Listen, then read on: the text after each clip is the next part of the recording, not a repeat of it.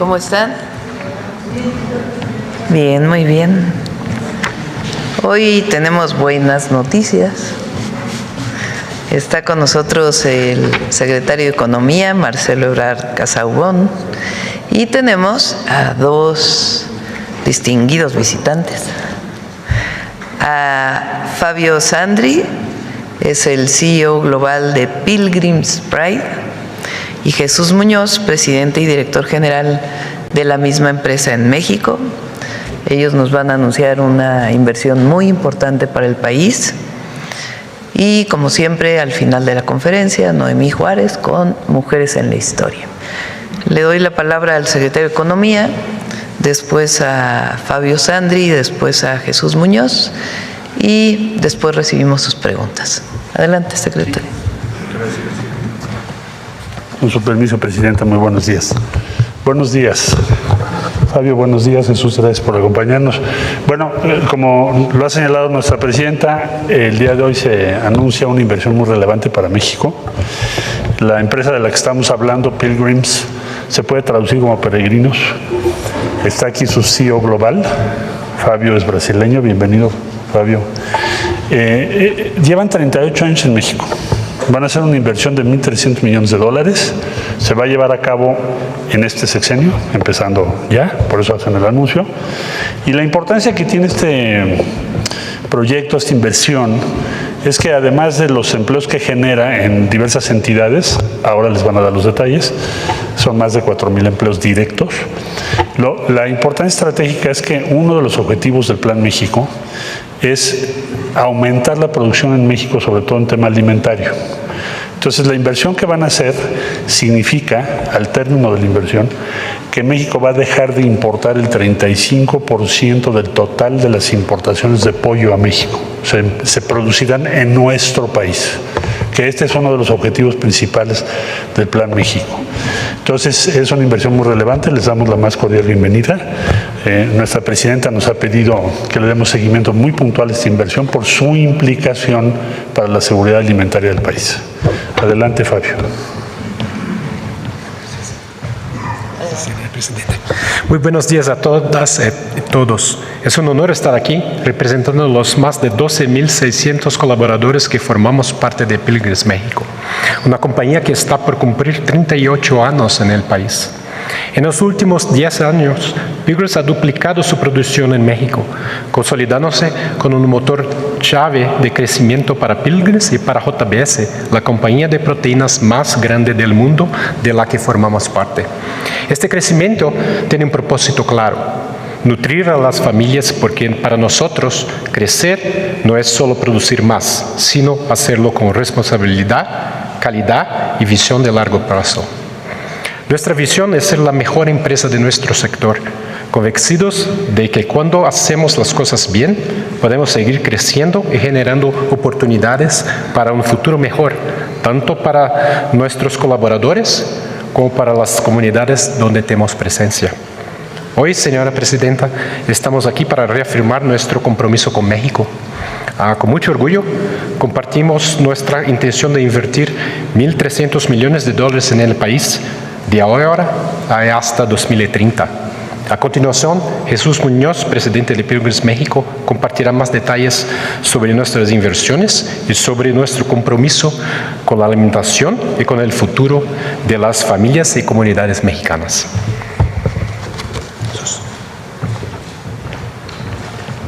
Con su permiso, señora Presidenta. Señor Secretario, con su permiso. Buenos días a todos. Para nosotros es un privilegio, un honor estar aquí el día de hoy en este importante evento para hacer este anuncio de esta importante inversión en la compañía. Si me permiten brevemente, presento la empresa para que nos conozcan un poco, para aquellos que no nos conocen. Nosotros somos Pilgrims México, nos dedicamos a producir productos de pollo fresco y también productos de valor agregado. Estamos presentes en los principales mercados públicos, en las principales cadenas de restaurantes de comida rápida en el país y estamos en todas las cadenas de autoservicio del país también. Como comentaban, aquí tenemos 38 años operando en México de manera interrumpida, produciendo alimento nutritivo de la más alta calidad para las familias mexicanas. El día de hoy somos 12,600 colaboradores en México, de lo cual me siento muy orgulloso de representarlos a ellos. Es un gran equipo con el que contamos aquí en México. Además, generamos 50,000 empleos indirectos hoy día, principalmente con nuestros socios avicultores, con nuestros asociados logísticos y con toda la cadena de proveedores que nos ayudan día a día a llevar alimento a las familias mexicanas. Nuestras operaciones principalmente instaladas en la zona de La Laguna, en la zona de Torreón, Durango, en la parte del centro del país, en Querétaro, San Luis Potosí, Hidalgo, y en la parte sur, ahora en Veracruz, Campeche y en Yucatán.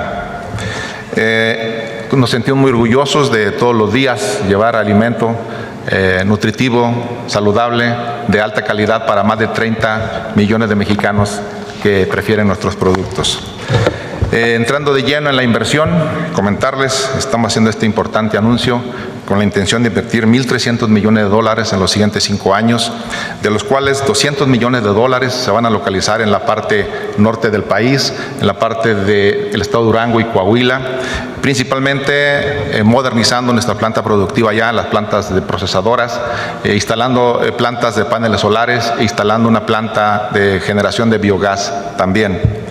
$150 millones en la zona centro del país, principalmente en los estados de Querétaro e Hidalgo, también con la modernización de nuestras plantas procesadoras, de las cuales estamos actualizando la tecnología, los equipos y los sistemas de producción para tener productos de mejor calidad y una productividad más alta. De igual manera, $950 millones en la zona sur del país, principalmente en el estado de Veracruz, donde estamos duplicando la capacidad productiva de nuestras plantas de alimento y las plantas incubadoras. En una primera fase, en la siguiente fase estaremos instalando una planta procesadora nueva, completa, y posteriormente estaremos también abriendo un centro productivo adicional en la zona del Istmo, en Tehuantepec, donde estaremos poniendo una planta de alimentos nueva y una incubadora nueva.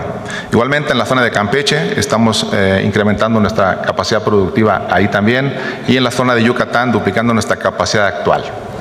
Con toda esta inversión, estamos muy contentos de reafirmar el compromiso con nuestros clientes, con nuestros consumidores, con las comunidades donde estamos, porque estamos generando con esto beneficios importantes para el país. Estamos generando 4,000 empleos directos, más de 4,000 de hecho empleos directos, que tienen 2 características. Primero, son empleos que llevan a las comunidades rurales, donde ustedes saben, no es fácil generar empleos, entonces nosotros estamos generando empleos en estas regiones. Segundo, además de generar empleo, estamos generando también posibilidades para que nuestra gente, nuestro equipo crezca, que se creen nuevos supervisores, nuevos gerentes y que puedan formar una carrera en la compañía. Entonces es importante la generación de empleo y la generación de oportunidades de crecimiento para nuestra gente también. Adicionalmente, estamos incrementando la capacidad productiva, señora Presidenta, con más de 373,000 toneladas al año, lo que representa un crecimiento del 38% de nuestra compañía en México. Y si lo ponemos, como decía el secretario, a números actuales como una referencia, representa el 35% de las importaciones actuales de productos que importamos de ave. Adicionalmente, esta inversión se alinea perfectamente con el Plan México de generar desarrollo en los polos donde más requiere el país, y a la vez contribuimos a llegar al objetivo de la sustentabilidad alimentaria para nuestro país. Con ello, reiteramos nuestro compromiso con nuestros socios aparceros, socios avicultores, con nuestros clientes, con nuestros consumidores y con nuestra comunidad también, de hacer crecer lo que nos toca, de hacer nuestra parte. Estamos convencidos de que si trabajamos empresa, gobierno y sociedad, vamos a lograr los retos que tengamos enfrente y los objetivos que nos propongamos. Considero que esa es la fórmula ganadora hoy en día para poder superar lo que tengamos enfrente. Muchas gracias, señora Presidenta. Es cuanto. Ahora sí, si quieren preguntas sobre el tema, si les parece, sobre el tema. A ver. Muy buenos días, Presidenta. Muchas gracias. Sabye Vargas, de Imer Noticias. Para el Secretario de Economía, ¿cuánto suma ya la cartera de inversión extranjera hasta el momento y si se está alineando al objetivo que tiene el Plan México, por favor? Sí, con mucho gusto. Bueno, lo que tenemos en el portafolio de inversiones son 293,000 millones de dólares. Estos 1.300 millones de dólares están en ese portafolio, así como la inversión que anunció ayer General Motors por 1,000 millones de dólares. Entonces, esta semana nada más tenemos 2.300 millones de dólares. A nivel nacional, en el portafolio, 293,000 millones de dólares. También comentarles sobre las pláticas que ha tenido con autoridades estadounidenses. Ha tenido allá algunas conversaciones. ¿Cómo van estos diálogos en cuestión de los aranceles? ¿Cómo ha funcionado estos diálogos? ¿Cómo ha visto el común acuerdo? Bueno, hemos ido avanzando. Como ustedes saben, estamos en ambos países por entregar el reporte de la consulta que realizamos. Seguimos avanzando en ello. Esto ocurrirá antes de que termine el mes de enero. Fue lo que acordamos ambas partes y Canadá también. Estamos en tiempo y forma. De los puntos que nos plantearon el año pasado, que estuvimos trabajando más de 100 días, prácticamente ya terminamos todos, previos a lo que será la revisión del tratado. Entonces yo le diría que ya estamos en la revisión del tratado. Tenemos que terminar el 1 de julio. Ese es nuestro tiempo. Ya estamos en ello. ¿Cómo ha visto en cuestión de mantener el tratado las autoridades estadounidenses? ¿Se están viendo con buenos ojos Bueno, estamos trabajando conforme a lo previsto en el tratado. Es un proceso de revisión. Eso es importante aclararlo, es el alcance que tiene el proceso. Y lo que creo que hemos avanzado bien en todos aquellos puntos que preocupan a cada una de las partes, y también ya tenemos claro cuáles son los puntos que van a tener digamos, mayor foco para cada país, mayor importancia, mayor prioridad o más alta prioridad. Entonces, estamos ya en ese proceso, literalmente, que se inició el año pasado con las consultas. Entonces, ya estamos en camino. ¿Cuándo es la fecha para ya definir o ya lo último de la revisión? 1 de julio es la que está establecida entre los tres países para la renovación del tratado y la revisión, llegar ya con una gran claridad de qué puntos cada país propuso y qué puntos se aceptan y cómo quedan. Muchas gracias. A ti. Otra pregunta. Ayer, Presidenta, se reunió con la Comisión Electoral, con la Comisión Presidencial Electoral, para definir sobre lo de esta reforma, esta iniciativa que se va a enviar al Congreso. Habló el coordinador de la bancada de Morena sobre que se tocaran algunos puntos como el recorte presupuestal y el desafuero a legisladores, y también sobre pues si se van a mantener los soples. ¿Cuáles serían los puntos en estos temas que se han definido en la reforma electoral, Presidenta? Si quieren, vamos con las preguntas del tema de economía. Bueno, ya nada más, del tema. Y dejamos el otro tema una vez que despidamos aquí a nuestros invitados. Si Perfecto. Bueno, del tema, mencionaron sobre la inversión en Istmo de Tehuantepec. Me llama mucho la atención porque invertir allá en el Istmo, en una zona pues en Oaxaca, ¿qué es lo que les llama la atención y sobre todo qué seguridad tiene México para poder invertir, sobre todo pues para empresas extranjeras? Muchas gracias. Muchas gracias por la pregunta. Evidentemente para nosotros es una zona muy interesante porque es muy apropiada para la producción avícola. Tiene las condiciones de clima, las condiciones necesarias para tener una productividad alta en esta región, y además con esto completamos nuestro footprint en México de tener producciones en el norte, en el centro, en el sur del país, y poder llevar proteína y productos de alta calidad a todas las familias mexicanas. Sobre el tema. A ver, la compañera. Gracias, Presidenta. Tania Damián, de Ángulo 7. Buenos días a todos los presentes. Sobre el tema de esta empresa Pilgrims, preguntarle sobre el tema de contaminación, cómo están garantizando que no haya contaminación en las comunidades donde se instalan, y también qué beneficios tiene la población en donde se instalan. Por ejemplo, hablan de una planta en Veracruz, en el Istmo de Tehuantepec, la planta de Querétaro. ¿Cómo se garantiza que no se contamine, y por otra parte, cómo se beneficia a la población además de los empleos directos? Gracias por la pregunta. Evidentemente, instalando todos los sistemas necesarios para tener una producción responsable. Afortunadamente, en el grupo, teniendo empresas en Europa, en Brasil, podemos traer buenas prácticas que se utilizan allá para poderlas poner en práctica aquí en la localidad y asegurar tener cero efectos en las comunidades. Esa parte la tenemos muy clara. Beneficios adicionales de los empleos, por supuesto, generamos prosperidad en las regiones donde ponemos nuestras plantas. Generamos fuente de empleo para la familia que está allí completa, generamos movimiento económico en esas regiones. Entonces, es una importante acción el llevar empleos y prosperidad a esta región. Y respecto a que algunas veces habían acusado malos olores, ¿eso ya lo están controlando, digamos, por la producción masiva de pollos? Correcto, sí. Hoy día la tecnología ha avanzado muchísimo, hay sistemas para control de toda esta situación y producir de manera amigable sin afectar las comunidades.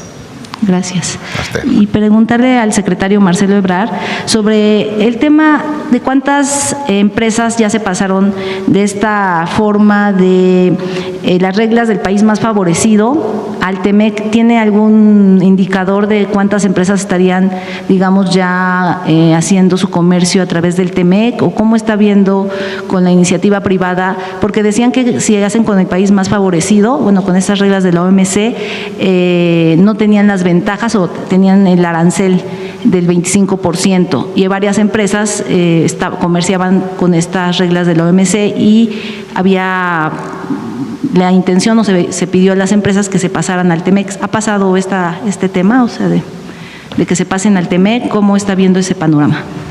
Sí, claro que sí. Mira, cuando se inició la administración del presidente Trump, las exportaciones de México a los Estados Unidos estaban más o menos repartidas 50-50%, 50% con las reglas del tratado y 50% con nación más favorecida. Así funcionaba el sistema. Eso significa que cuando tú tienes reglas de origen dentro del tratado, es decir, tienes que comprobar, certificar en dónde produces las piezas, por ejemplo, de un automóvil, y qué proporción debe tener de piezas fabricadas en Norteamérica. Se elevó el porcentaje. Entonces, para algunas empresas era más fácil exportar por nación más favorecida. La tasa de nación más favorecida promedio en ese tiempo era 2.5. Cambia el sistema, evidentemente, en este último largo año en materia comercial, muchos cambios de aranceles, en fin. Y hoy en día ya no está 50-50, está 85-15. O sea, el 85% de todas las exportaciones están conforme a las normas del Tratado de Libre Comercio entre México y Estados Unidos. O sea, el tratado se hizo más importante, porque si no te sale más caro si te vas por la otra vía. Cuando no cumples esas reglas de origen que establece el tratado, pues entonces tienes aranceles más altos, ya no el 2.5. Por ejemplo, en la industria automotriz tienes 2.5 más 25 que pusieron nuevo, pagarías 27.5. Entonces, el 85% en resumen ya está dentro del Tratado de Libre Comercio. Creció el número de empresas que están en ese tratado. Secretario, ¿y cuál es el panorama de la industria automotriz? Por ejemplo, Puebla, para este 2026, Puebla tiene una importante industria automotriz, Querétaro, varios estados del norte. ¿Qué panorama hay respecto a las exportaciones hacia Estados Unidos? Bueno, la industria automotriz tiene, digamos, visto por reglas por cumplimiento de reglas de origen, tienes como dos grupos principales. La inmensa mayoría, la mayor parte de la producción, tiene componentes muy relevantes tanto de Estados Unidos como de México. En algunos casos de Canadá, pero digamos de Norteamérica. ¿Por qué? Porque en el 2019, cuando se aprobó y después entró en vigor el TEMEC o USMCA, se pidió que se produjera más en Norteamérica. Se llaman reglas de origen. Entonces, todas las empresas automotrices que invirtieron para aumentar sus componentes de Norteamérica, fabricados en Norteamérica, hoy en día tienen descuentos muy relevantes. O sea, se impuso el 25%, pero tienes descuentos. Entonces, en promedio, estás pagando menos del 13%. Promedio. Si tú no tienes partes fabricadas en Norteamérica y especialmente en los Estados Unidos, entonces tienes una tarifa más alta. Entonces, lo que estamos haciendo ahora es plantearle a Estados Unidos, dentro de estas conversaciones que me preguntaba tu compañero, lo que estamos planteando es que se reduzcan las tarifas que se aplican a vehículos que tienen menos componentes de Norteamérica, o sea, el 27.5, que se reduzca, porque ya Estados Unidos estableció aranceles menores para esas regiones, sin pedirles lo mismo que a quienes están establecidos en México. No sé si te quedó claro eso, ¿sí? Bueno, entonces lo que estamos pidiendo es que se alineen esas tarifas o aranceles, de suerte que lo que se produzca en México no sea más caro que lo que se produce en Japón, Corea del Sur, Alemania u otros países del mundo. Estamos en eso ahorita. Es parte de la revisión de la que estoy hablando. ¿Y 2025 cómo cerró en exportaciones automotrices? Cerramos las exportaciones con una reducción de alrededor de un poquito menos del 3%, menor a lo que habíamos esperado. Nosotros habíamos esperado un impacto mucho mayor. Ahora, todo el mundo está alineando sus líneas de producción. Hay otro tema. Estados Unidos quitó el estímulo a los vehículos eléctricos. ¿Te acuerdas que se estableció un estímulo si tú comprabas un vehículo eléctrico en los Estados Unidos de $7,500? Lo quitan. Entonces, ¿qué pasa? Se cayó la demanda de vehículos eléctricos. Entonces, los vehículos eléctricos, pues evidentemente tienen menos demanda en los Estados Unidos, y en México se producían muchos vehículos eléctricos, es parte de ese 3%. ¿Y el panorama para este 2026 sería igual una reducción parecida o esperan algún tipo? Depende de la demanda en Estados Unidos. Depende cómo se comporte la demanda en los Estados Unidos, porque es nuestro mercado principal. Es difícil anticiparlo, pero no se prevé que haya una caída relevante. Gracias, secretario. Y tengo un tema de Puebla, de un profesor desaparecido. No sé si se la puede hacer ahorita de una vez o... Terminando, si quieres. Sobre el tema. A ver,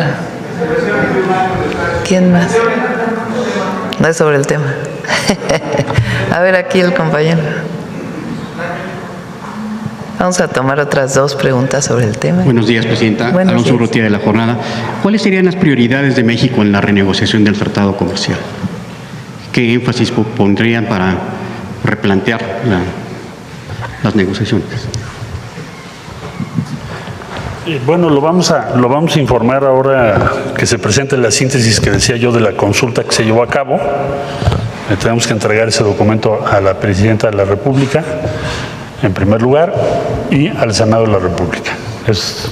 Ahora, ¿qué te podría yo decir? Bueno, en primer lugar, queremos que se mantenga el tratado. Ese es nuestro primer objetivo estratégico. Segundo, queremos que el sistema de solución de controversias siga funcionando y se fortalezca para que no tengamos decisiones intempestivas que afectan a diferentes industrias. Y estamos planteando también pues, que haya reciprocidad o paridad en varios de los mecanismos, por ejemplo, el mecanismo laboral, y en otras áreas en donde nos gustaría que fuera de esa manera. Claro que esto lo presentaremos de manera más formal, pero serían como la esencia, y que se cumplan también las cartas paralelas del tratado, así se llaman side letters, que, por ejemplo, en el caso de acero se establecían procedimientos o procesos de consulta de 60 días que no se han seguido, y ha habido varios incumplimientos en esa materia. Entonces, en pocas palabras, nosotros ¿qué nos gustaría? Que se consolide, se fortalezca lo que hoy tenemos en el tratado, porque ha funcionado. ¿Quién dice que ha funcionado? Bueno, pues hay que ver nada más los números del crecimiento del comercio entre ambos países y el éxito que se ha tenido en números de empleos. Ahí es el punto de partida. Nosotros así lo vamos a presentar en el documento. O sea, el punto de partida es este tratado que ha significado para los dos países, México, Estados Unidos, y para Canadá. ¿Qué ha significado? ¿Cuántos empleos dependen de ello? ¿Cuántas empresas están en ello? Partimos de lo siguiente: México es el cliente número 1 de los Estados Unidos y el 2, Canadá. No hay, si tú sumas lo que México y Canadá le compran a Estados Unidos, es la inmensa mayoría de sus exportaciones. Es no solo estratégico, sino indispensable. Nadie le compra más, por ejemplo, México le compra más a Estados Unidos que China, Japón y Alemania juntos, para que te des una idea. Lo primero que vamos a hacer en el documento que vamos a presentar es decir, ¿por qué es importante? ¿Qué hemos ganado? ¿Qué significa para nuestro país y para nuestros socios? ¿Y por qué vale la pena fortalecerlo? Con la conclusión de la revisión del tratado, ¿se podrían alejar estas distorsiones de sistemáticas amenazas de aranceles? Bueno, los aranceles, en el caso de los Estados Unidos legalmente, y siempre ha existido la previsión del 232, o sea, no puedes en el tratado modificar esa disposición legal que existe en los Estados Unidos. Pero el sistema de solución de controversias y lo que prevé el tratado nos ayuda para reducir márgenes de incertidumbre en materia de aranceles y nos obliga a los tres, no nada más a los Estados Unidos. Por eso es importante preservarlo. ¿Cuál es el balance de las consultas que hubo en México con los sectores productivos? Bueno, lo vamos a presentar. Yo diría que en esencia lo que vimos es, nadie plantea que se modifique sustancialmente el tratado.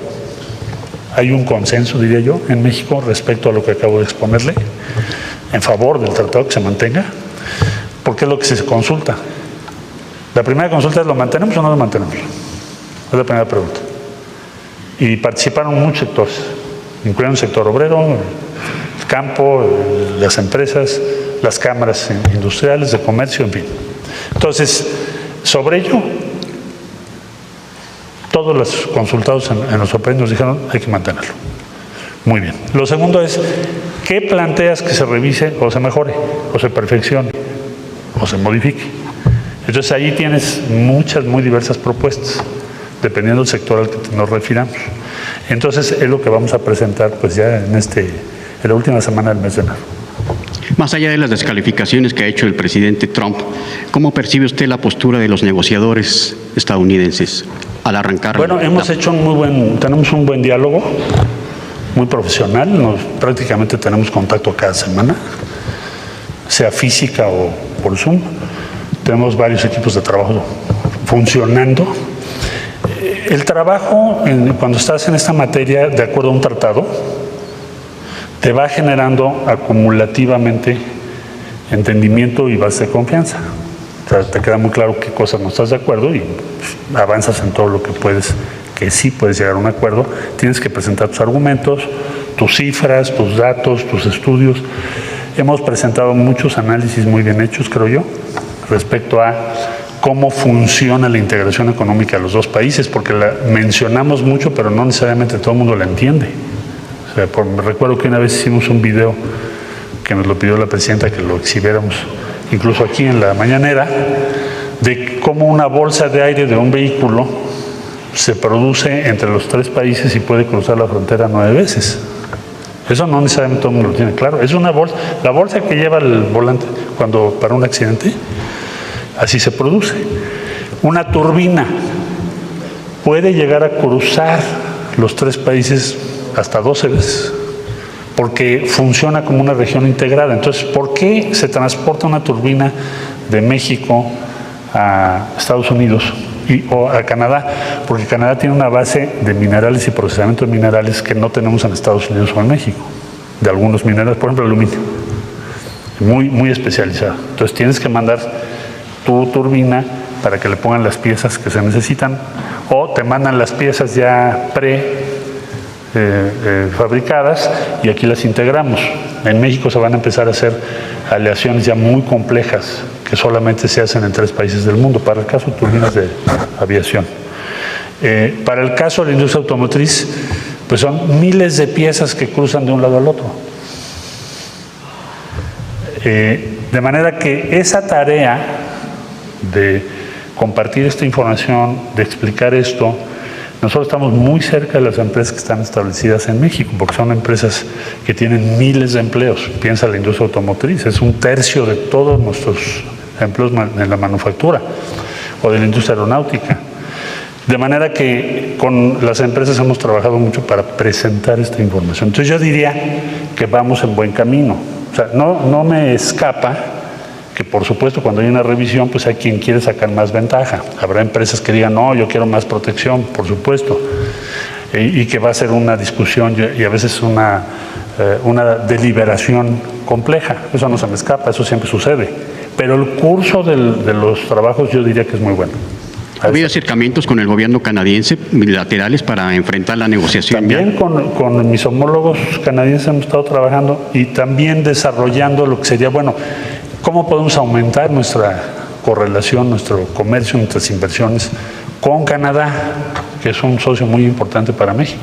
Y en eso estamos trabajando. Vamos a ir presentando los resultados. ¿Cuándo le entregarían al presidente las conclusiones? En la fecha que ella nos instruya, pero ya estará listo la última semana de enero. A finales de mes se entregan entonces ya las conclusiones a nivel de los 3 países. Los 3 países tenemos que presentar qué nos dijo. Bueno, en Estados Unidos ya el embajador Greer hizo una presentación o hizo comentarios sobre esto. Yo he hecho también comentarios y también los colegas de Canadá, pero a fines de enero tiene que ya estar por escrito. ¿Podríamos decir que en febrero arrancan las negociaciones? No, ya estamos en eso. Llevamos meses.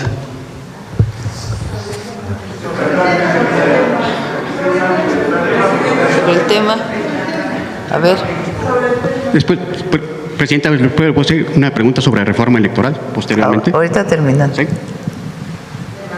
Gracias. Buenos días, Presidenta. José Manuel Fuentes, de Capital 21, Corazón de la Capital. Preguntarle sobre este tema ¿cuál es la importancia de que esta empresa invierta esta cantidad y qué implicaciones va a tener en su proyecto para alcanzar la soberanía alimentaria? Bueno, ya lo explicó el secretario Marcelo y la propia empresa.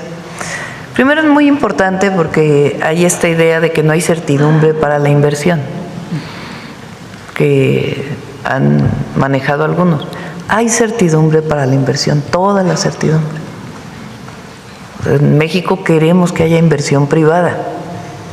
Por supuesto, debe cumplir con las disposiciones ambientales, con las disposiciones de desarrollo nacional. No puede haber una empresa que consuma mucha agua en un lugar donde no hay mucha agua, con una distribución territorial que permita el desarrollo de todas las regiones del país. Pero en México queremos inversión privada. Y Pilgrims en particular tiene inversión ya en México. Y esta apuesta, digamos, que está haciendo, porque es esencialmente para el mercado interno, es porque les ha ido bien y porque saben que invertir en México pues es seguro y les permite pues seguir avanzando.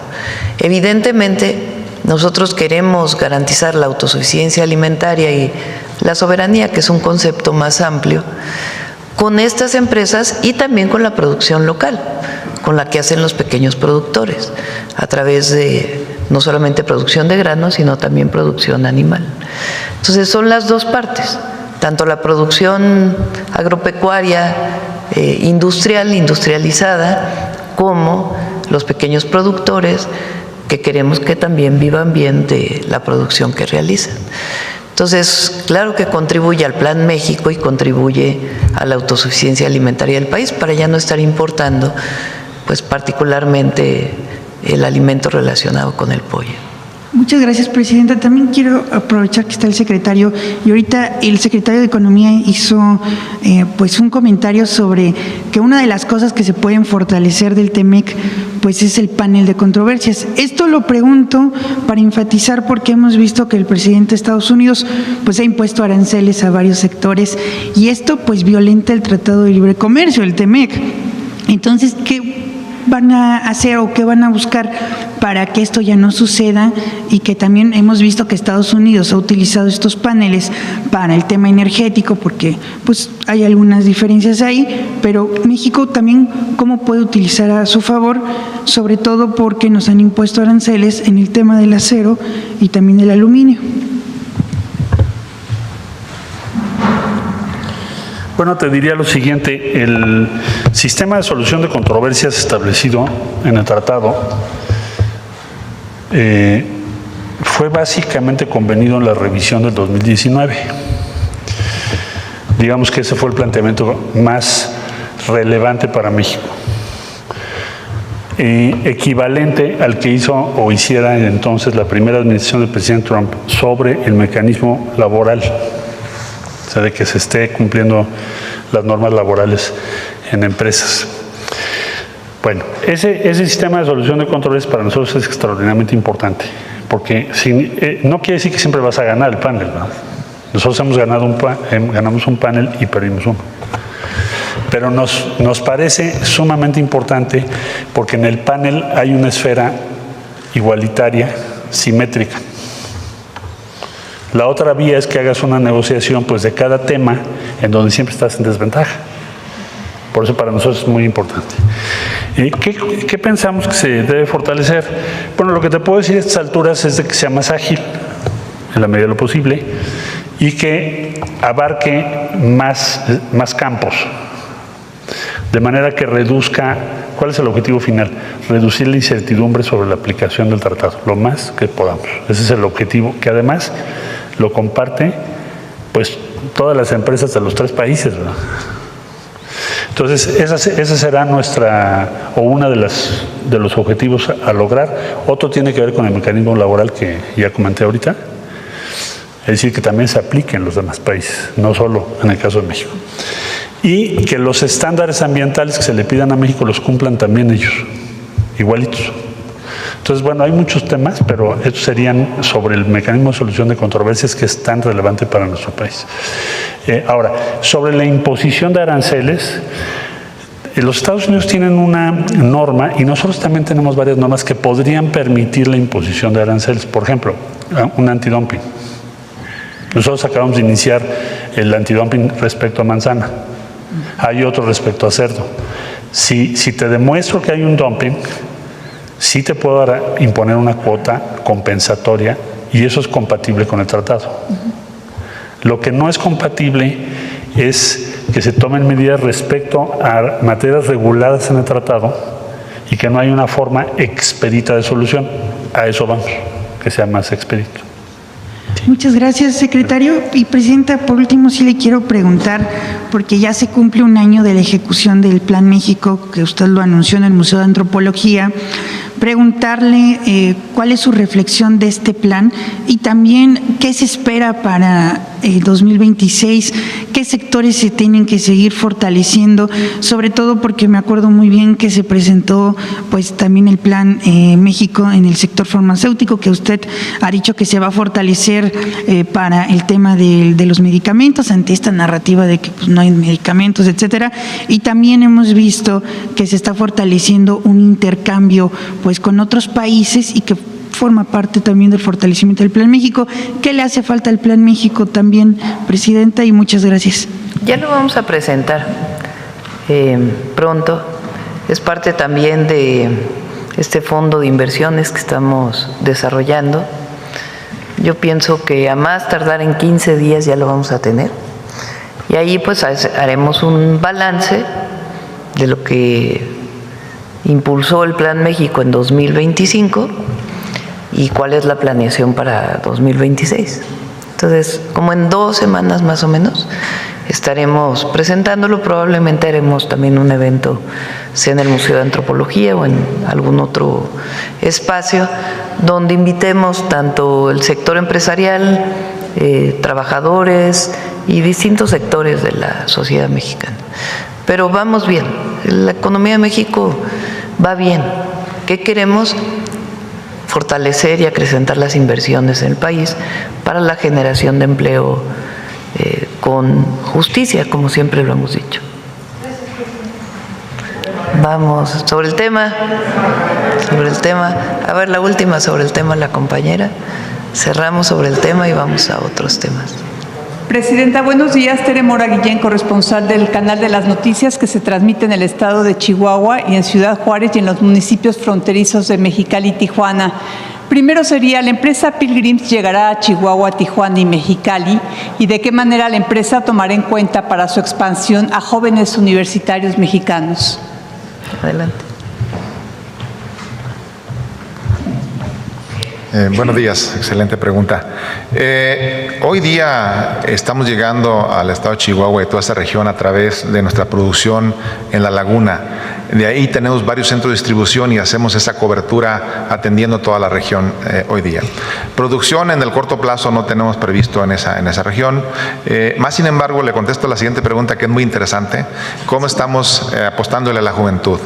Les quiero compartir que en Pilgrims México tenemos un programa de trainees donde cada año seleccionamos alrededor de 30 jóvenes, entrevistamos a más de 800, 900 jóvenes de diferentes universidades que están a punto de terminar y pasan un proceso de selección, hablan inglés, están preparados y se convierten en candidatos para ser supervisores, superintendentes y gerentes en plantas procesadoras en Estados Unidos, en Canadá, ahora viene Brasil y en Europa.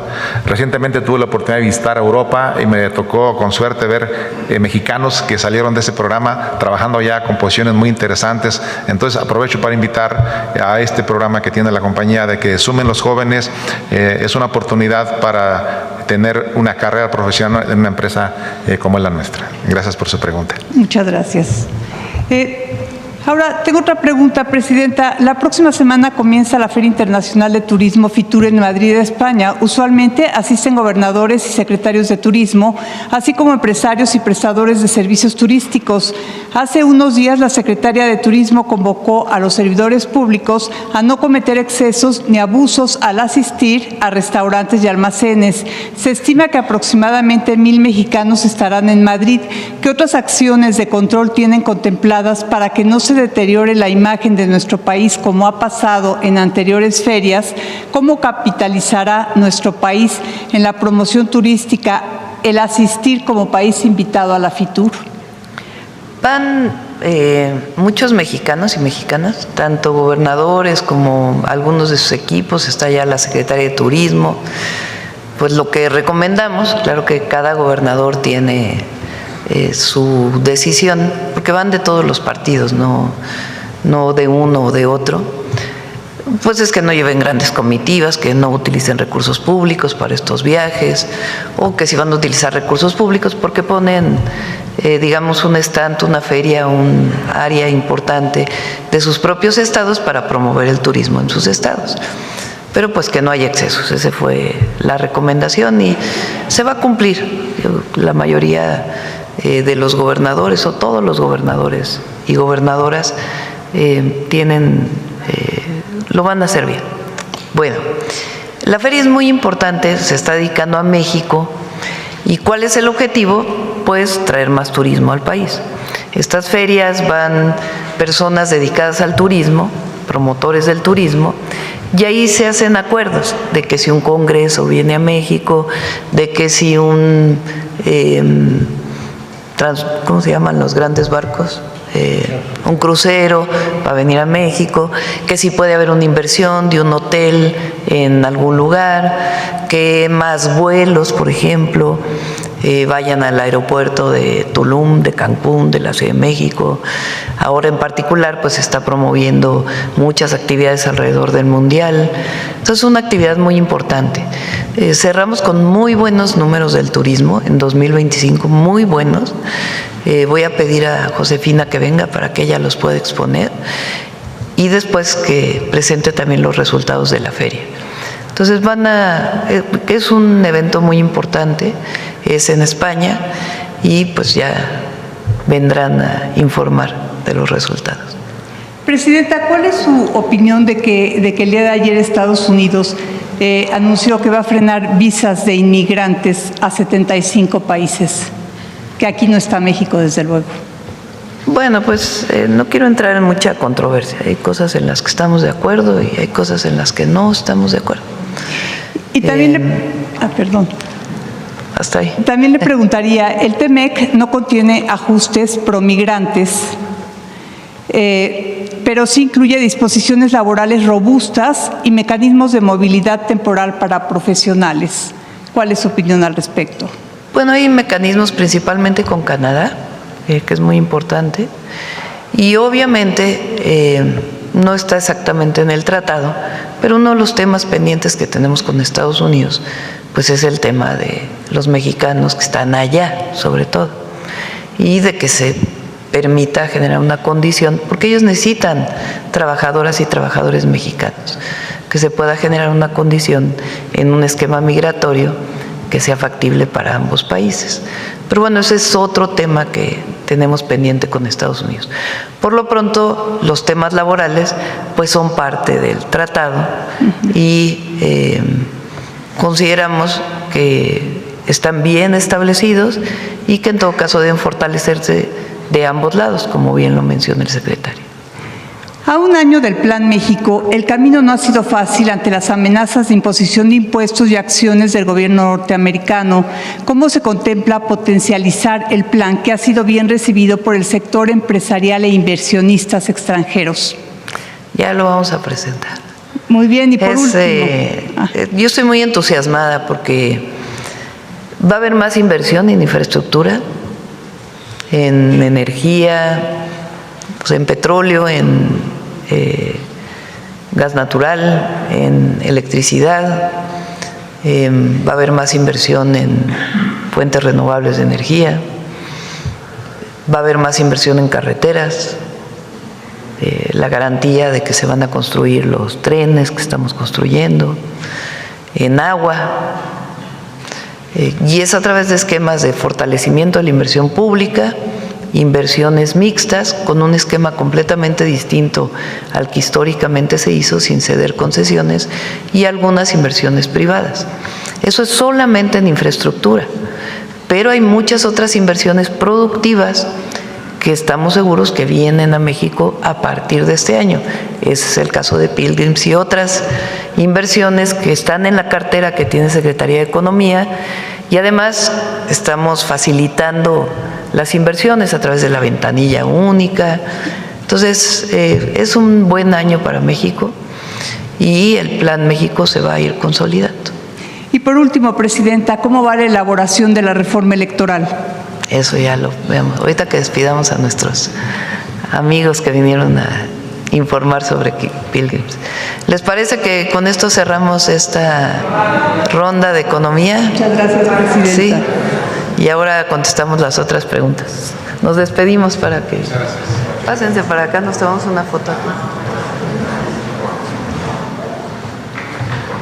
Noemí, vente tú también.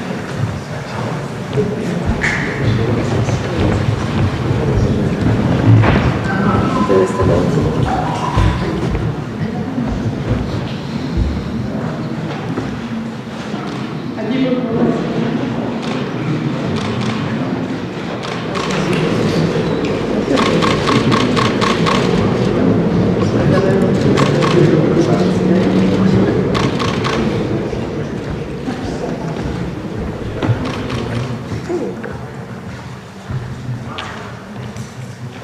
Bueno, ahora sí vamos a otras preguntas. Les adelanto el tema electoral porque sé que todos están con ese tema. Ayer había una cantidad de reporteros, de periodistas afuera. Todavía no tenemos la propuesta. Eso es muy importante. Estamos haciendo una propuesta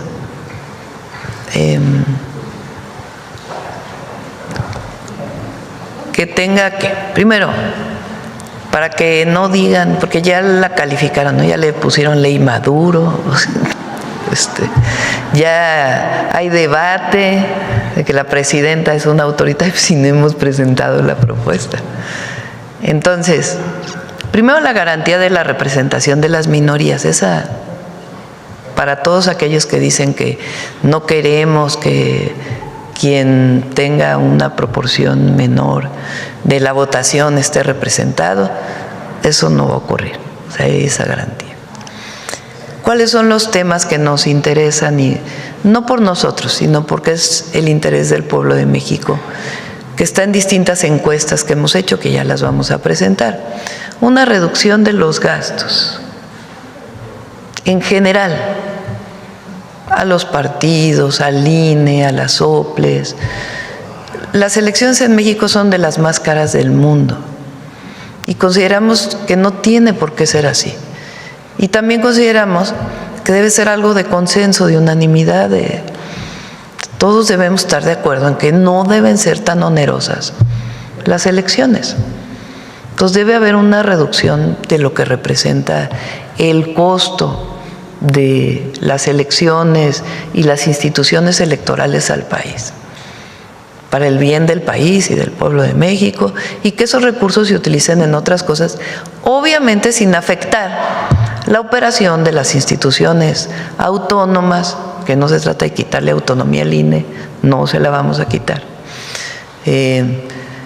pero pues que sea algo razonable. Esa es la segunda. La tercera, que en las representaciones proporcionales, los llamados plurinominales, si existen, pues que se elijan de una manera distinta, que no sean estas listas de las cúpulas de los partidos, que en realidad pues nunca van a buscar el voto con la gente. ¿Qué más creemos que debe estar en una reforma electoral? Mayor participación de la ciudadanía en las decisiones del país. Eso se llama democracia participativa. No solamente en las consultas generales que se hacen, sino también, eso hay en algunos estados y sería muy bueno que fuera en todo el país, que los municipios, los habitantes de los municipios puedan participar en las decisiones que toma el municipio a partir de consultas, que no necesariamente se pueden hacer cada 3 años, sino que se pueden hacer cada año, por ejemplo. O sea, mayor democracia participativa, la participación de la gente en las decisiones de su comunidad. Entonces, eso es otra cuestión que nos interesa. Y el tema de cómo es la participación de los mexicanos en el exterior. Ellos piden, por ejemplo, que quienes son los representantes se elijan por ellos, no por los partidos, que es un tema que salió mucho en los foros de los mexicanos en el exterior. Esencialmente eso es. No hay, ni se le quita la autonomía al INE, ni estamos diciendo que ya ahora solo los que ganen uninominalmente la elección van a tener representación en las cámaras. También el tema del número de regidores en los municipios, porque hay municipios que tienen una cantidad de regidores que no tiene caso. Entonces, que se pueda establecer. Entonces, es una propuesta que le va a gustar a todos. A nadie le van a decir que es... sobre el fuero de los diputados y senadores estamos analizándolo. ¿Hasta qué punto? Entonces, es una propuesta que fortalece nuestro sistema electoral y que garantiza la democracia electoral, la democracia participativa. Esencialmente, eso es lo que vamos a presentar. Y el fortalecimiento de las consultas. Muy importante, todo el mundo tiene consultas para decisiones de muchísimos temas en el país. Entonces hay que fortalecer la consulta pública. Eso permite que el ciudadano, que el pueblo de México acceda a la toma de decisiones en el país. La democracia finalmente es la representación del pueblo, es el poder del pueblo. Y eso es lo que queremos fortalecer. Entonces, en ese marco está la reforma y pues vamos a consolidarla, que ayude a fortalecer la democracia en México. ¿Se ha hablado sobre escenarios de desafuero? ¿Hasta qué punto se mantendría? Sí se habló de eso, todavía no quisiera adelantar.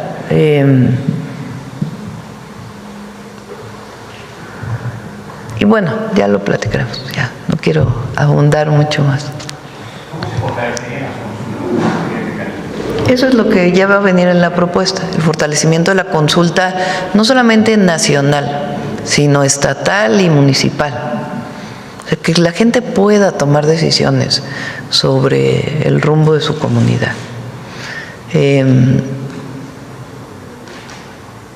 tema de la representación proporcional, si bien tiene que existir, los plurinominales famosos, lo que le molesta a la gente pues es esta cosa de la definición de cúpulas, que vienen las encuestas así. O sea, se decide quiénes son los que participan, pues que la gente también participe en la decisión de quiénes son quienes pueden participar en esa lista. Entonces, está muy interesante. También estamos definiendo eso. Yo creo que primera semana de febrero, más o menos, por ahí, ya vamos a tener la propuesta. Bueno, ¿quién más? A ver, la compañera. Y luego acá, que desde antier andas pidiendo la palabra. Gracias, presidenta. Karina Aguilar, del diario 24 Horas, buenos días. Preguntarle, ¿cómo va a ser esta negociación con los aliados de PT y del Partido Verde? Ellos se han opuesto en demasiadas ocasiones a la reducción de las prerrogativas, porque son finalmente pues con lo que sobreviven. ¿Cómo iniciarán esta negociación? Y nos comentaban ayer los coordinadores parlamentarios que primero tendrán que convencer a los aliados y luego se presentaría la iniciativa. ¿Es así? Pues tiene que haber diálogo. La Secretaría de Gobernación y la Comisión están dialogando con todos. Se hicieron los foros y una vez que se presente la propuesta, pues ya también dependerá de los diputados y los senadores en su aprobación. Para el tema de las consultas sí tiene que haber algunas reformas constitucionales, pero no son grandes reformas constitucionales. ¿Cuántas reformas constitucionales estarían planteando para llevar a cabo esta reforma electoral? Ya ven que el otro día les dije de un programa que había cuando era niña, no sé si se acuerda Marcelo, 64. El concurso de los 64,000 pesos.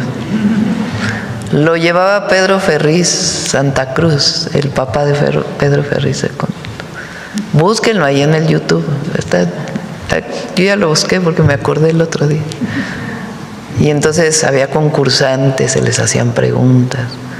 Si contestaba, pues ganaba primero 2,000 pesos. Podía seguir concursando hasta los 4,000, hasta los 64,000, donde ya los ponían en una cabina para que nadie les soplara, con los oídos tapados. Así estamos con la reforma electoral. Todavía estamos trabajando, estamos contestando algunas preguntas internamente que permitan hacer una reforma que resuelva pues estos problemas que a la gente le parecen que no deben ser así y que sea aceptable. O sea, no es una reforma que va a desaparecer pues muchas cosas que han funcionado en México, pero sí que fortalezca la democracia, que fortalezca, por ejemplo, también la fiscalización de los recursos. ¿Cómo se usan los recursos? ¿Quién usa los recursos? ¿Cuándo se hacen las sanciones? Si se usan muchos recursos, ¿cuándo se sanciona al candidato o a la candidata? Temas que nos parecen relevantes, yo creo que para todos. ¿Estaría recibiendo usted a los coordinadores o a los dirigentes de estos dos partidos aliados? Yo creo que es con la Secretaría de Gobernación y la Comisión que estarían platicando. Dice que busca que salga por consenso. Sin embargo, hemos visto que en la mayoría, o prácticamente en la mayoría de las reformas constitucionales y demás, se ha dado, pues, por esta mayoría que tiene Morena, PT y Partido Verde, y que realmente, pues, poco o nada toman las propuestas de la oposición. ¿Sería igual o la oposición sí podrá tener, además de la voz que va a tener en el debate, podrá tener un poco de injerencia en modificar algo de esta iniciativa? Pues para eso se envía al Congreso. Ahí es donde pues podrán hacer algunas modificaciones si así lo consideran. Lo que es muy importante es que, a ver, la oposición e incluso la derecha, no solo nacional, sino internacional, ha querido decir que en México no hay democracia y que México va a un régimen autoritario. Falso de toda falsedad. Primero, en México hay democracia electoral, democracia participativa, libertades absolutas. Cuando hay algún problema de una autoridad, un policía, un guardia que hace uso excesivo de la fuerza, hay sanciones, hay respeto a los derechos humanos. México es un país democrático. La elección del Poder Judicial, pues es una elección democrática. Alguien puede no estar de acuerdo, pero no es una opción autoritaria, es una opción democrática de decisión de cómo se conforma el Poder Judicial. Y la reforma electoral tiene el objetivo de fortalecer la democracia. Entonces, nadie va a poder decir que vamos al autoritarismo, que en México la presidenta quiere tener el control de todo, que Morena ahora va a ser el único partido que exista en el mundo. No. Es el fortalecimiento del régimen de democracia electoral y participativa que ayuda a fortalecer la democracia en México. Ese es el objetivo de la reforma que estamos planteando. ¿Los plurinominales se reducen en diputados y desaparecen en Senado? ¿O cómo va a ser? Ya vamos a presentarlo. Tan. Es que así era la musiquita de los 64,000. Presidenta, y en otro tema, el periódico 24 Horas, el diario 24 Horas ha publicado que los juicios de amparo promovidos por víctimas contra la Comisión Ejecutiva de Atención a Víctimas han incrementado en 695%, porque la Comisión de Víctimas está litigando en contra de las propias víctimas para no darles la reparación del daño e incluso hacen prácticas dilatorias para no proporcionarles precisamente pues estos apoyos que se les tendrían que dar.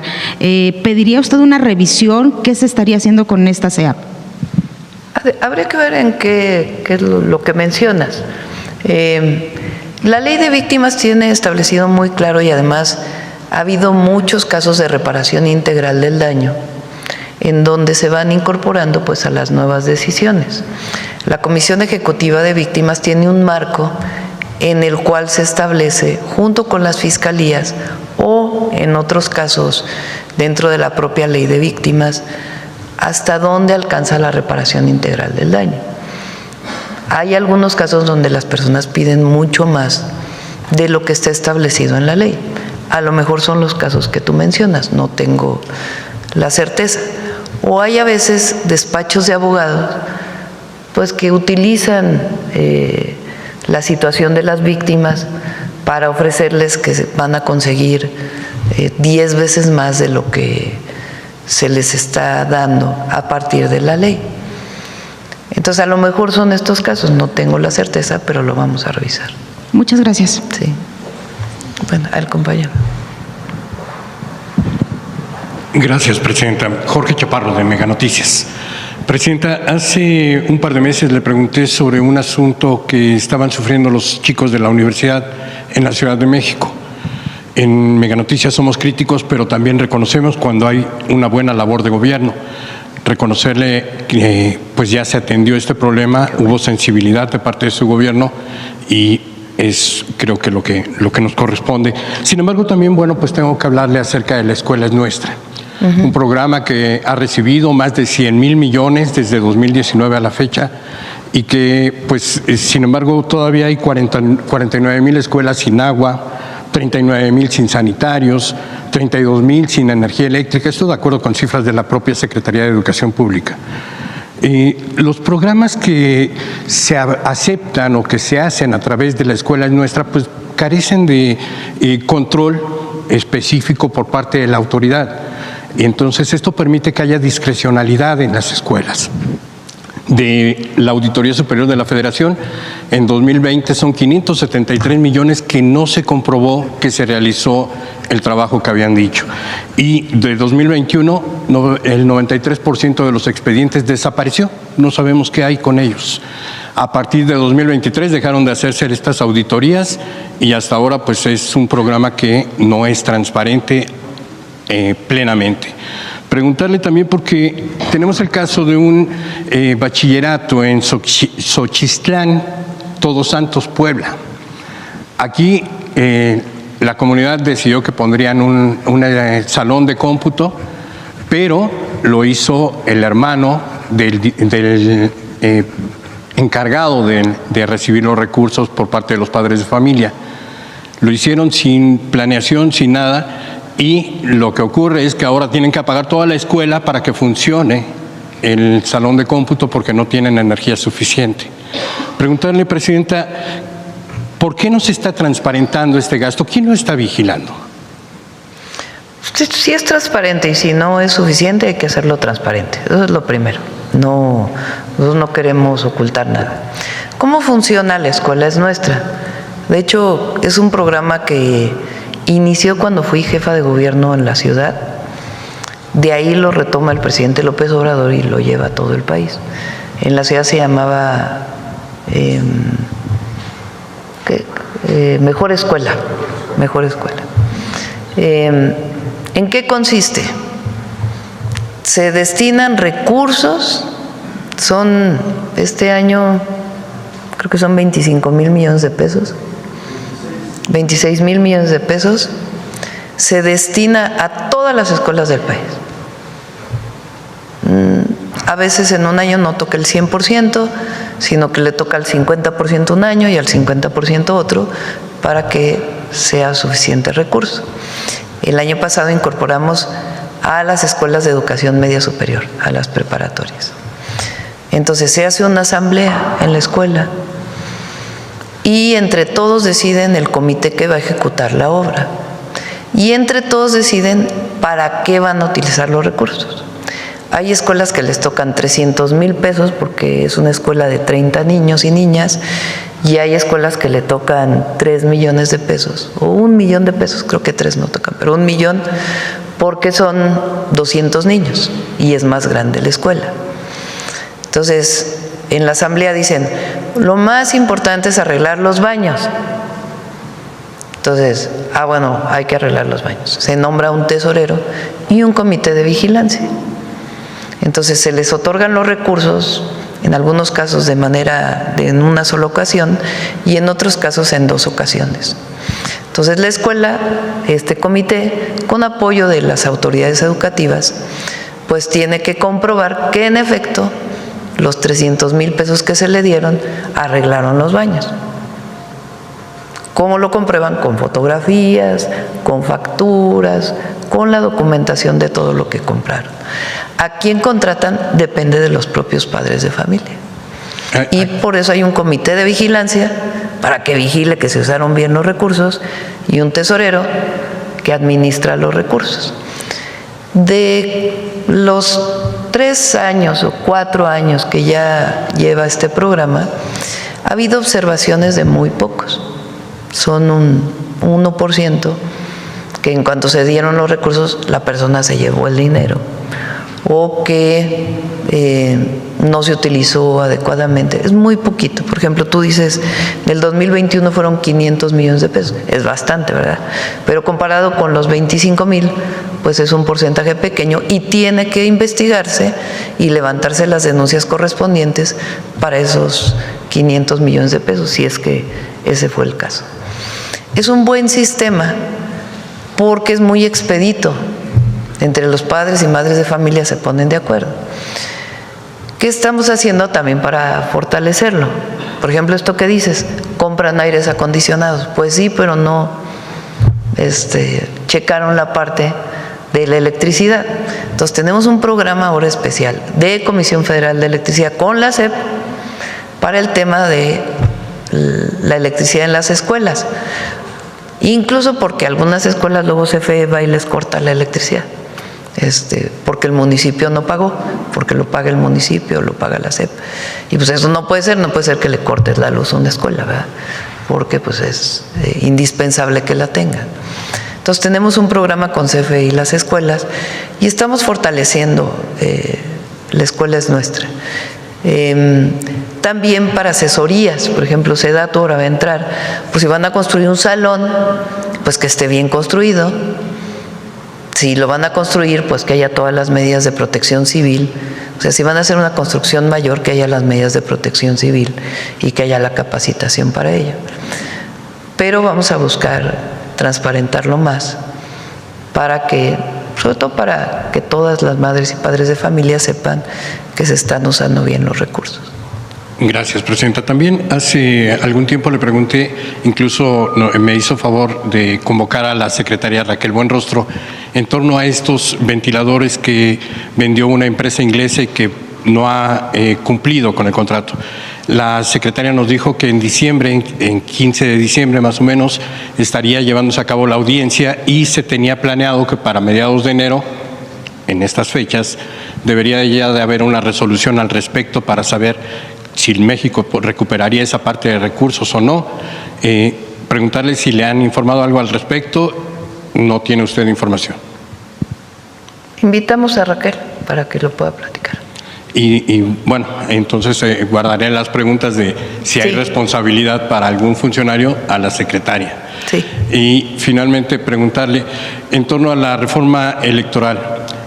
Para usted el senador Adán Augusto López es un negociador confiable. Se lo voy a preguntar, si me permite, porque durante la llamada reforma electoral del presidente Andrés Manuel López Obrador, el Plan B, el senador negoció sin informar al presidente respecto de la cláusula de vida eterna que se conoció así en su momento. El presidente en una mañanera me decía que no era cierto, que yo le estaba advirtiendo sobre esa cláusula, y al día siguiente reconoció que sí se había metido sin que él lo supiera.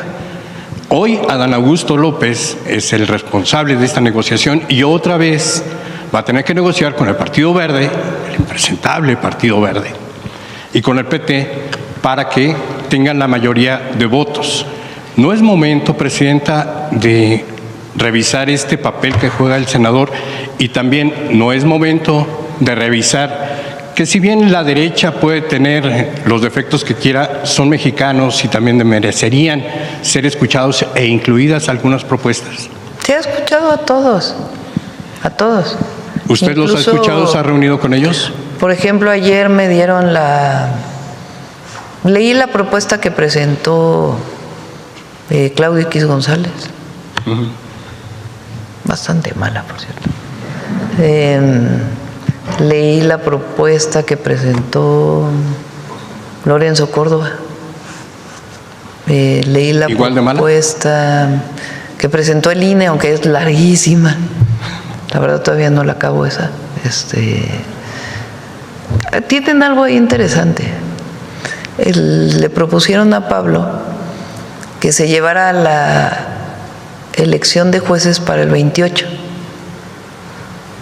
no el 27, para que no quede todo junto. El INE.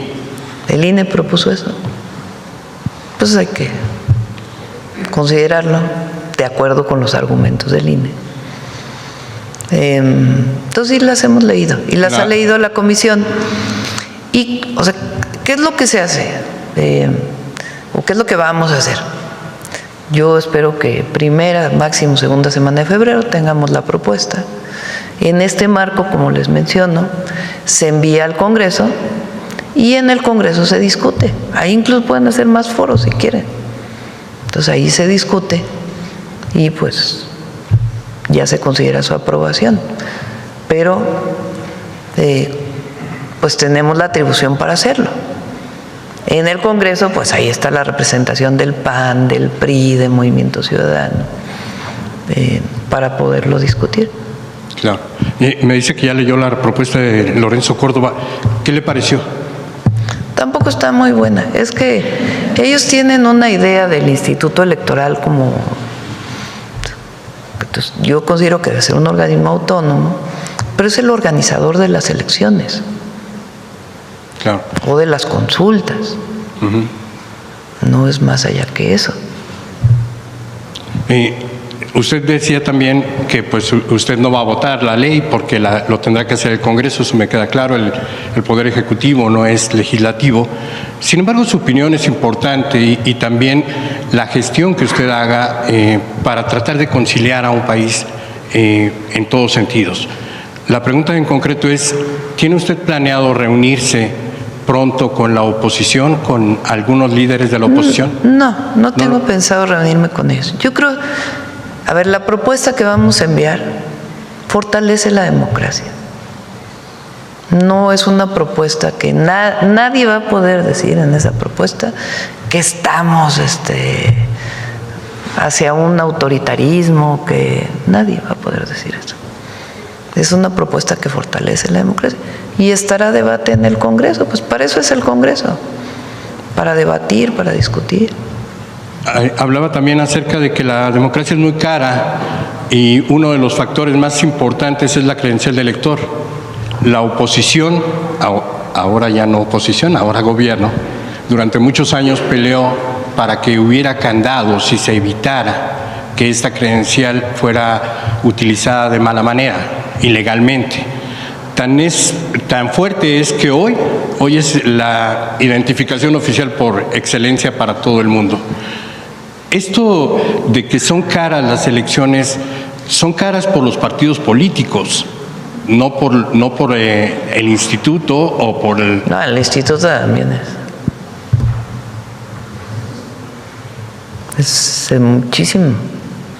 muchos recursos.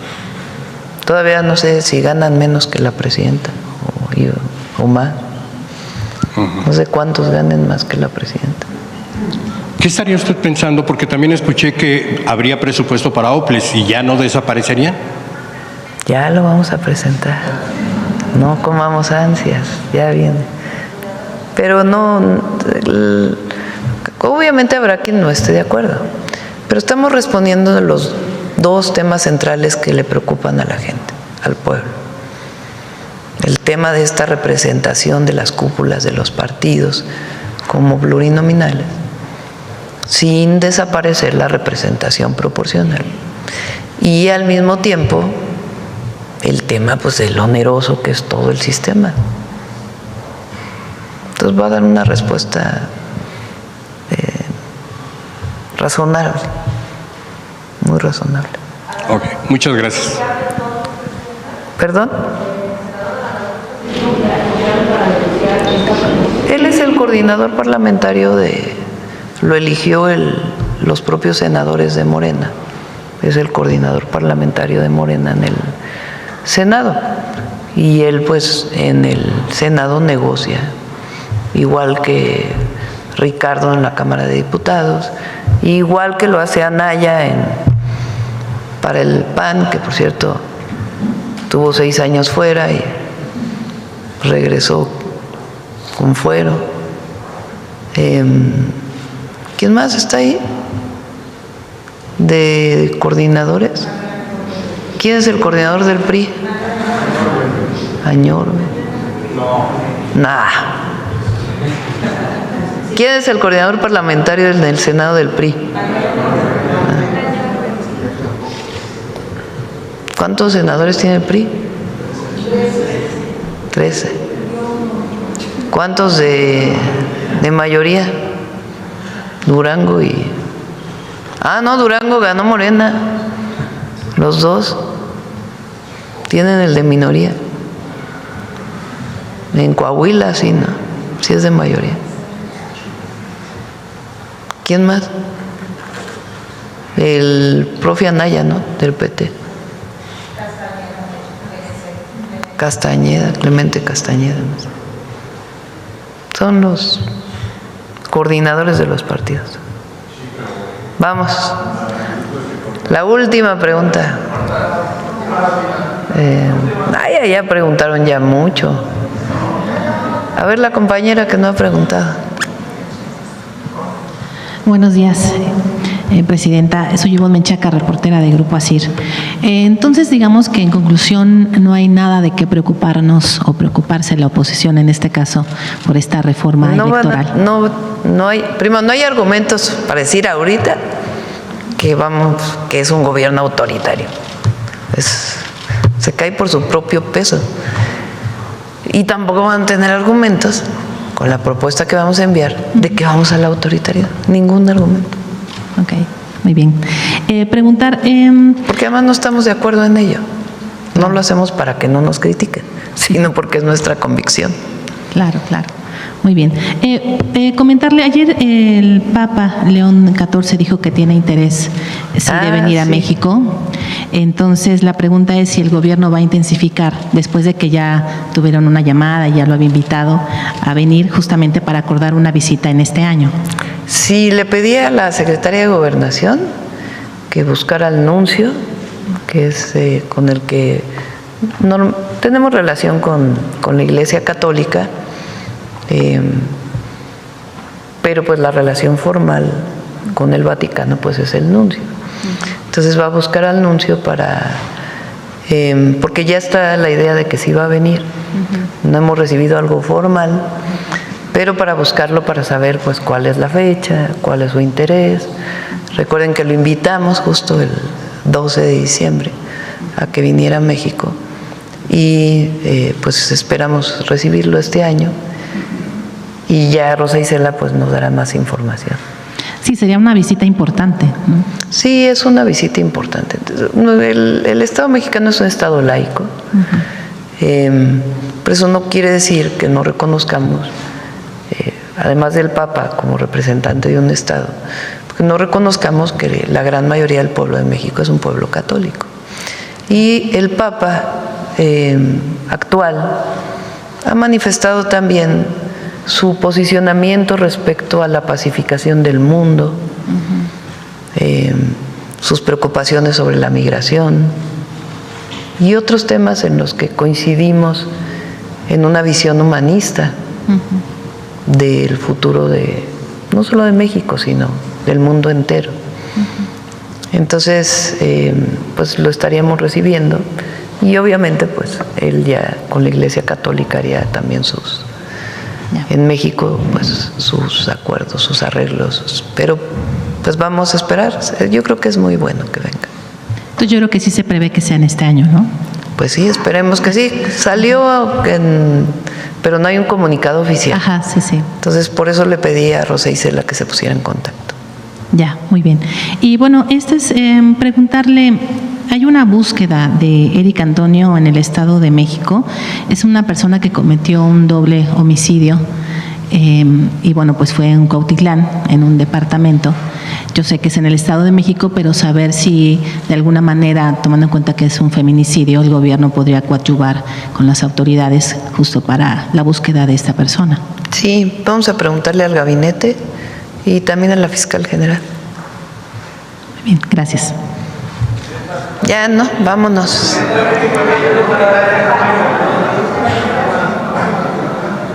Mujeres en la historia. Vamos, Noemí. Con permiso, Presidenta. Muy buenos días a todas y a todos. Entre 1915 y 1916, el país estuvo dividido en una guerra civil entre las distintas facciones revolucionarias. Mientras eso ocurría, en Yucatán, el gobierno de Salvador Alvarado lanzó la convocatoria para realizar el primer congreso feminista en nuestro país, que tuvo lugar entre el 13 y el 16 de enero de 1916. Es decir, estamos conmemorando el 110 aniversario de este encuentro de mujeres. La intención del primer Congreso Feminista fue el discutir y el proponer una profunda transformación para las mujeres.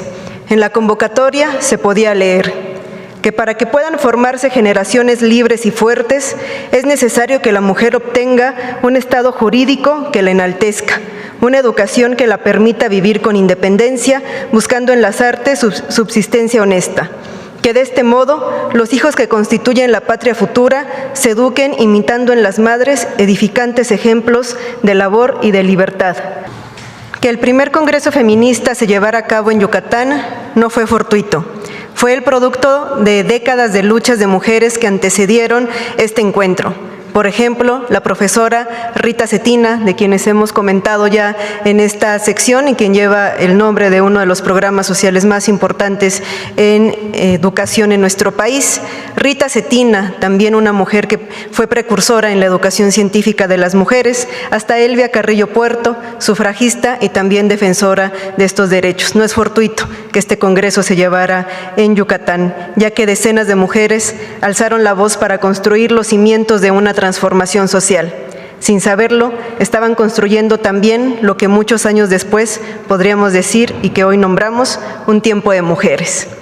Muchas gracias.